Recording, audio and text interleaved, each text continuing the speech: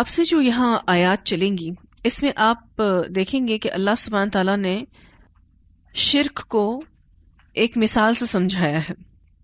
اللہ سبحانہ تعالیٰ فرماتے ہیں ضرب لکم، اس نے بیان کی تمہارے لیے، مثلاً ایک مثال، من انفسکم، تمہارے ہی نفسوں میں سے، حل لکم، کیا تمہارے لیے، مما ملکت ایمانکم، اس میں سے جو مالک ہیں تمہارے دائیں ہاتھ، یعنی جن کے تم مالک ہو، یعنی تمہارے غلام، من شرکا، کچھ شریک ہیں، فی ما رزقناکم، اس میں سے جو رزق دیا ہم نے تم کو، کہ کوئی بھی اس رزق میں شریک ہے جو ہم نے تمہیں دیا، فانتم فیہ سواء، تم اس میں برابر ہو، یعنی ایک جیسے ہو، تخافونہم، تم ڈرتے ہو ان سے، کخیفتکم، مانند ڈرنا تمہارے، انفسکم، اپنے نفسوں سے.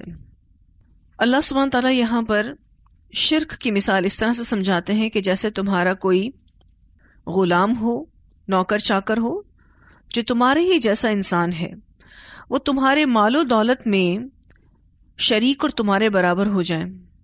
کیا تم ایسا چاہو گے کہ تمہارا غلام، اس کو تم اپنی آدھی جائیداد دے دو، آدھا پیسہ دے دو، آدھا گھر دے دو، اور اس کو آج سے اسٹیٹس میں ہم اور تم برابر؟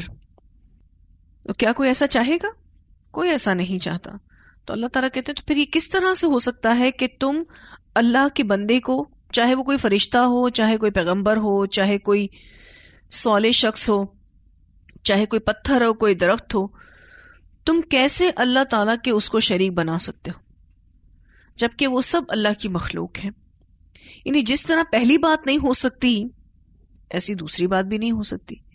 پہلی بات یہ ہے کہ ہم اپنے غلاموں کو اپنے برابر نہیں کرنا چاہتے. کوئی بھی اپنی پراپرٹی آدھی دے کے، آدھا گھر دے کے کوئی بھی برابر نہیں کرتا. کوئی بھی یہ نہیں چاہتا کہ میرا غلام مجھ سے آگے نکل جائے.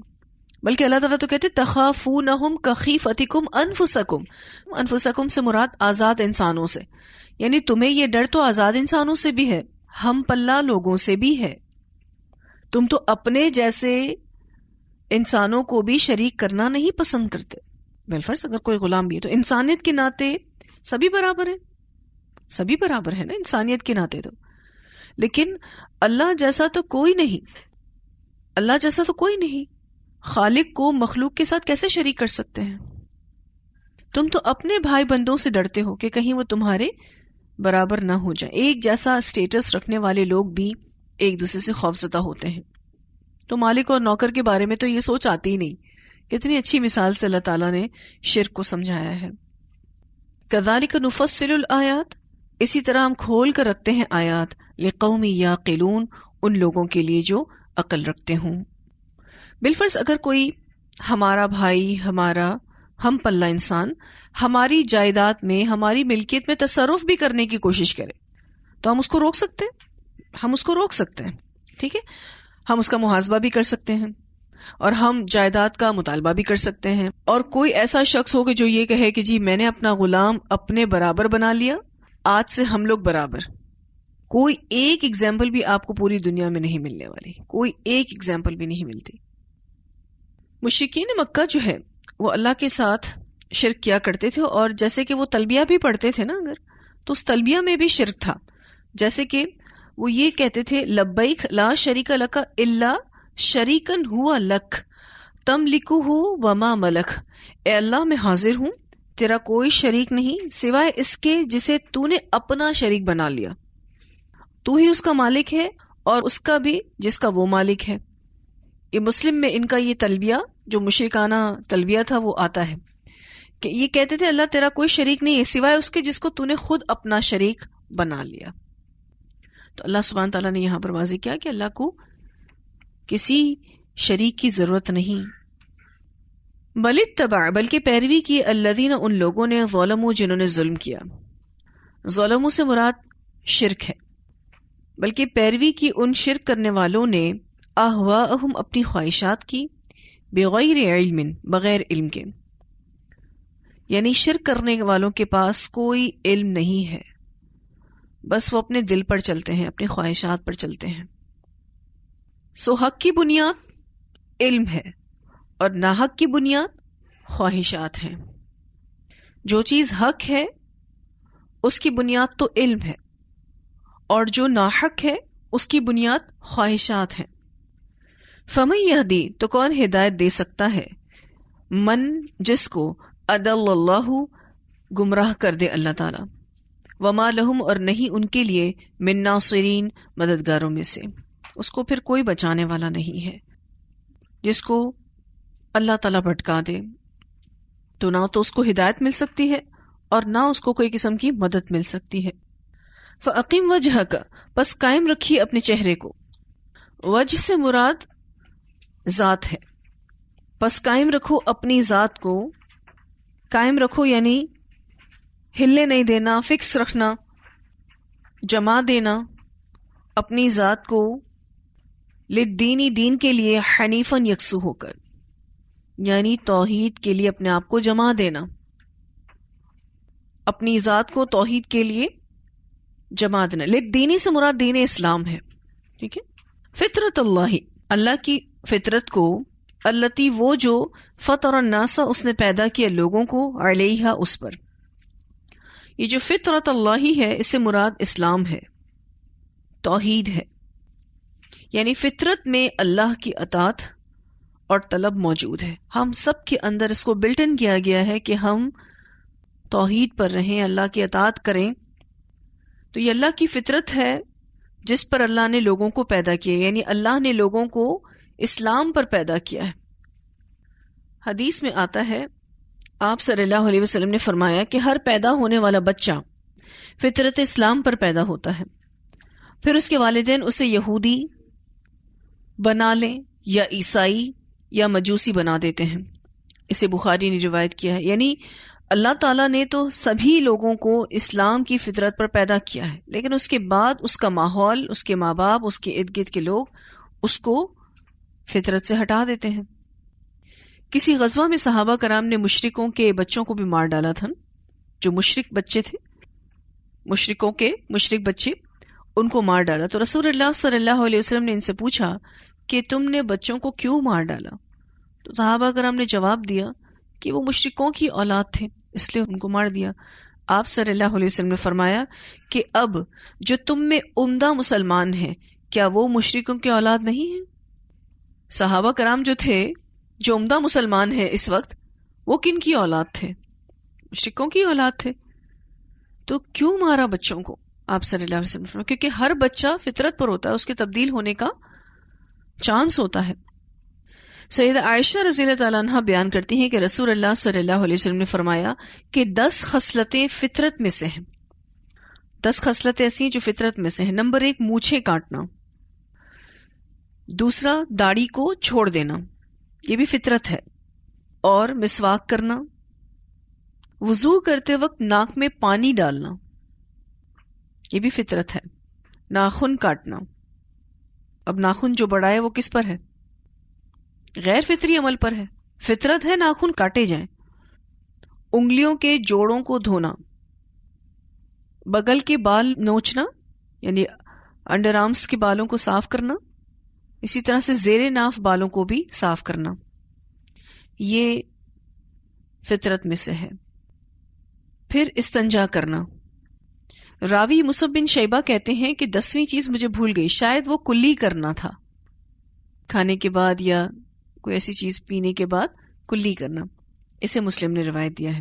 تو یہ 10 خصلتیں فطرت سے ہیں، اور جو ان پر ہے وہ عین فطرت پر ہے، اور جو اس کو چھوڑ دے سو وہ فطرت پر نہیں ہے، جس میں مونچھیں کاٹنا، داڑھی کو چھوڑ دینا، مسواک کرنا، وضو کرتے وقت ناک میں پانی ڈالنا، ناخن کاٹنا، انگلیوں کے جوڑوں کو دھونا، بغل کے بال صاف کرنا، زیر ناف بال صاف کرنا، استنجا کرنا، اور 10ویں چیز وہ کہتے ہیں مجھے بھول گئی، شاید وہ کلی کرنا تھا، اسے مسلم نے روایت کیا ہے۔ ایک اور حدیث ہے، سیدنا ابو ہریرہ رضی اللہ عنہ بیان کرتے ہیں کہ رسول اللہ صلی اللہ علیہ وسلم نے فرمایا ہر بچہ فطرت یعنی اسلام پر پیدا ہوتا ہے، پھر اس کے والدین اس کو یہودی یا نصرانی یا مجوسی بنا دیتے ہیں۔ اس کی مثال ایسے ہے جیسے جانور کا بچہ صحیح سالم پیدا ہوتا ہے۔ کیا تم نے ان میں سے کسی کا کوئی کان یا ناک کاٹا ہوا بچہ دیکھا ہے؟ اس کے بعد ابو ہریرہ نے کہا کہ اگر تم چاہو تو تصدیق کے لیے یہ آیت پڑھ لو، فطرت اللہ التی فطر الناس علیہا لا تبدیل لخلق اللہ ذالک الدین القیم. اللہ کی فطرت کے مطابق جس پر اس نے سب لوگوں کو پیدا کیا، اللہ کی پیدائش کو کسی طرح سے بدلنا جائز نہیں، یہی سیدھا دین ہے، جو کہ انشاءاللہ اس آیت کا اگلا حصہ ہے. اس حدیث کو بخاری نے روایت کیا ہے. اب مشرکین مکہ جس جانور کو اپنے معبودوں کے لیے رکھ لیتے تھے تو اس کا کان کاٹ دیتے تھے، تو اس کان کی کاٹنے کی وجہ سے سب کو یہ پتہ چل جاتا تھا کہ یہ کسی بت کے لیے وقف ہے. حالانکہ وہ بچہ تو صحیح پیدا ہوا تھا، جانور کا بچہ تو صحیح پیدا ہوا تھا. اس کو اس مثال سے سمجھایا گیا کہ ہر بچہ بھی پھر جو انسان کا بچہ ہے وہ بھی فطرت پر پیدا ہوا ہے، لوگ اس کو یعنی اس کے ماں باپ اس کو چینج کر دیتے ہیں. ایک اور حدیث ہے، سیدنا عبداللہ بن عباس رضی اللہ تعالیٰ عنہما بیان کرتے ہیں، رسول اللہ صلی اللہ علیہ وسلم سے مشرکوں کی اولاد کے بارے میں سوال کیا گیا تو آپ نے فرمایا کہ جب اللہ نے انہیں پیدا کیا تو وہ خوب جانتا تھا کہ وہ کیا اعمال کرنے والے ہیں. اسے بخاری نے روایت کیا ہے. مشرکوں کی اولاد کے بارے میں پوچھا ہوگا کہ کہاں جائیں گے، وہ جنت میں جائیں گے یا دوزخ میں. آپ صلی اللہ علیہ وسلم نے فرمایا کہ جب اللہ نے ان کو پیدا کیا تو وہ خوب جانتا تھا کہ وہ کیا اعمال کرنے والے ہیں. یہ حدیث اور واضح کرے گی. سیدنا عبداللہ بن عباس رضی اللہ تعالیٰ عنہما بیان کرتے ہیں کہ پہلے میں کہتا تھا، خود کہتے ہیں کہ پہلے میں کہتا تھا کہ مسلمانوں کی اولاد مسلمانوں کے ساتھ اور مشرکوں کی اولاد مشرکوں کے ساتھ ہے. پھر فلاں شخص نے فلاں آدمی کے واسطے سے مجھے خبر دی کہ رسول اللہ صلی اللہ علیہ وسلم سے مشرکوں کے بچوں کے بارے میں سوال ہوا تو آپ نے فرمایا کہ اللہ خوب جانتا ہے اس چیز کو جو وہ کرتے، یعنی باد ازاں کرتے. چنانچہ میں اس آدمی سے ملا اور اس نے مجھے یہ حدیث بیان کی تو میں نے اپنی اس بات کو چھوڑ دیا. اسے مسند احمد نے روایت کیا ہے. سمجھ آئی بات؟ حضرت ابن عباس پہلے کیا کہتے تھے کہ مسلمانوں کی اولاد مسلمانوں کے ساتھ اور مشرکوں کی اولاد مشرکوں کے ساتھ. پھر انہوں نے اپنی اس اسٹیٹمنٹ کو بدل دیا کیونکہ آپ صلی اللہ علیہ وسلم نے فرمایا کہ ہو سکتا ہے کہ کوئی مشرک کی اولاد آگے جا کے اپنا عمل بدل دے، تو ہم یہ نہیں کہہ سکتے کہ مشرکوں کی اولاد مشرکوں کے ساتھ ہی ہوگی. ایک اور حدیث جس میں نبی اکرم صلی اللہ علیہ وسلم نے اپنے خواب بیان کرتے ہوئے فرمایا، یہ خواب اگر آپ ذرا غور سے سنیں، کہ پھر ہم ایک ایسے باغ میں آئے، یا آپ صلی اللہ علیہ وسلم فرما رہے کہ پھر ہم ایک ایسے باغ میں آئے جو ہرا بھرا تھا، اس میں موسم بہار کے سب پھول تھے. اس باغ کے درمیان ایک بہت لمبا شخص کھڑا تھا، اتنا لمبا کہ میرے لیے اس کا سر دیکھنا دشوار تھا، کہ وہ آسمان سے باتیں کرتا تھا اور اس کے ارد گرد بہت سے بچے تھے کہ اتنے میں نے کبھی نہیں دیکھے تھے. تو ان دونوں فرشتوں نے کہا کہ وہ لمبا شخص جو باغ میں نظر آیا تھا وہ ابراہیم علیہ السلام ہے، اور ان کے گرد جو بچے ہیں وہ تمام بچے ہیں جو بچپن میں ہی فطرت پر مر گئے. اس پر بعض مسلمانوں نے پوچھا، اے اللہ کے رسول صلی اللہ علیہ وسلم، کیا مشرکین کے بچے بھی ان میں داخل ہیں؟ آپ نے فرمایا ہاں، مشرکین کے بچے بھی ان میں داخل ہیں. اسے بخاری نے روایت کیا. ان بچوں کی وفات کب ہو گئی؟ جب وہ فطرت پر ہی تھے، یعنی ان کا نامہ اعمال ابھی کھلا نہیں تھا، تو وہ بھی حضرت ابراہیم کے آس پاس یعنی جنت میں دیکھے گئے.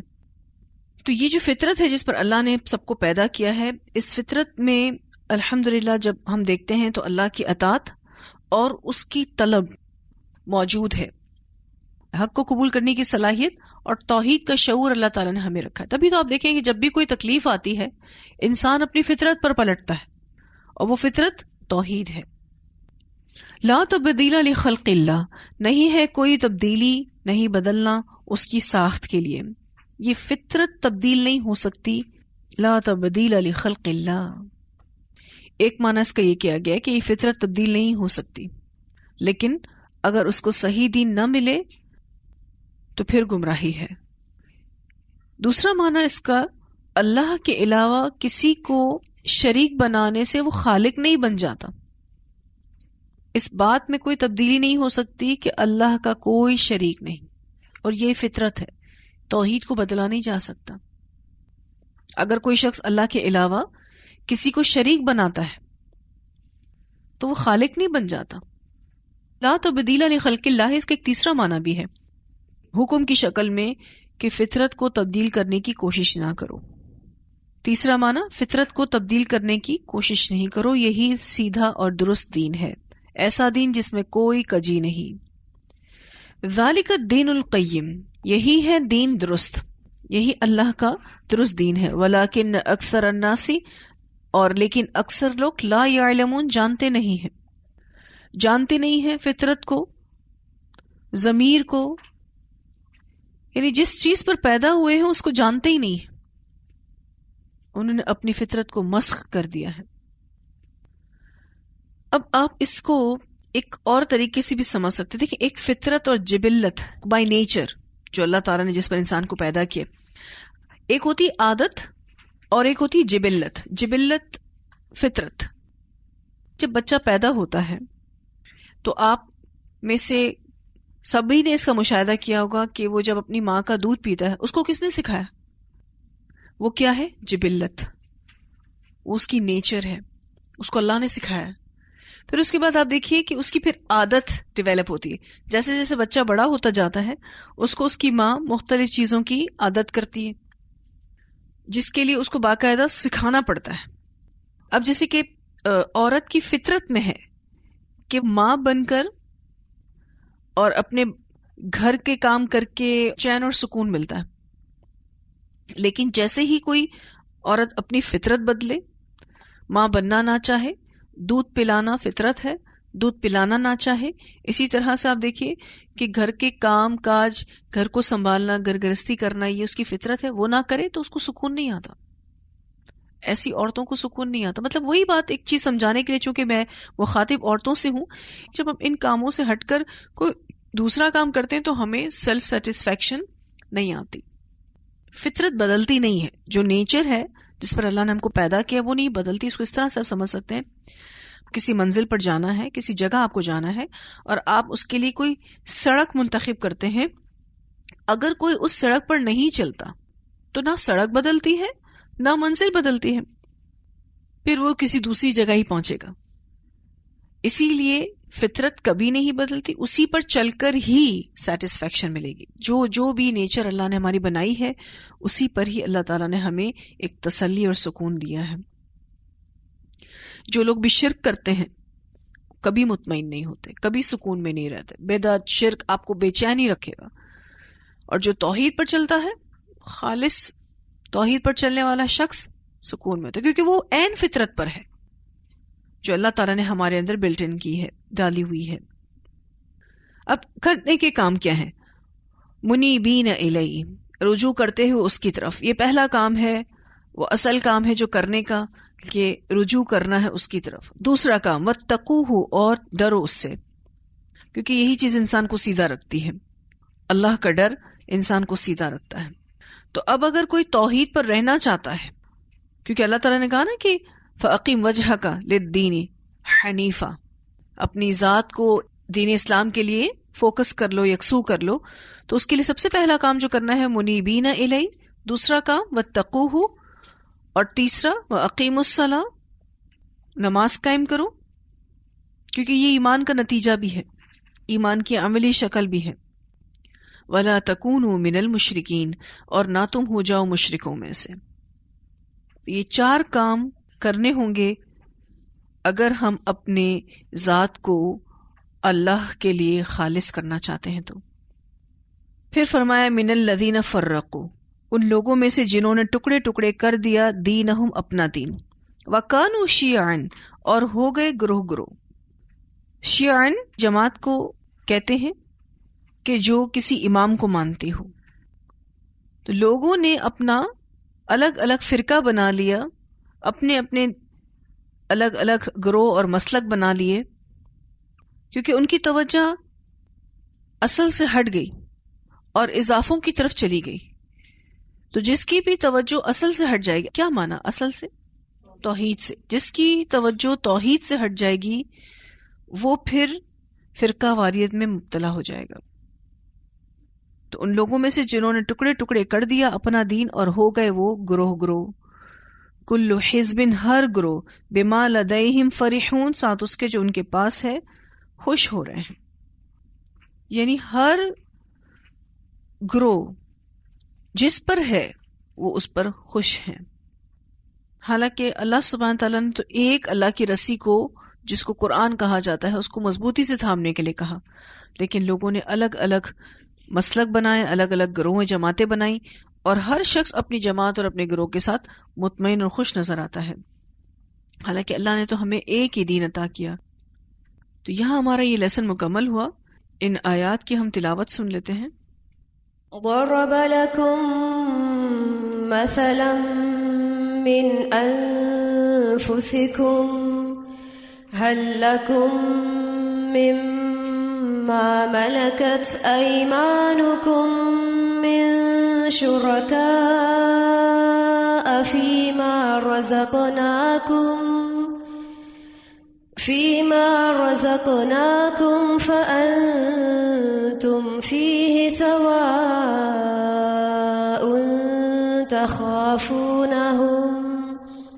تخافونهم كخيفتكم أنفسكم كذلك نفصل الآيات لقوم يعقلون بل اتبع الذين ظلموا أهواءهم بغير علم فمن يهدي من أضل الله وما لهم من ناصرين فأقم وجهك للدين حنيفا فطرة الله التي فطر الناس عليها لا تبديل لخلق الله ذلك الدين القيم ولكن أكثر الناس لا يعلمون منيبين إليه واتقوه وأقيموا الصلاة ولا تكونوا من المشركين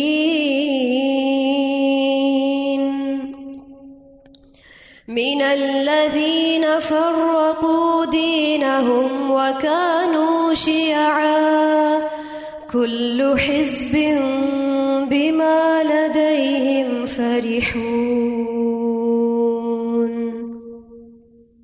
وآخر دعوانا ان الحمد لله رب العالمين سبحانك اللهم وبحمدك نشهد ان لا اله الا انت نستغفرك ونتوب اليك سبحان ربك رب العزة عما يصفون وسلام على المرسلين والحمد لله رب العالمين۔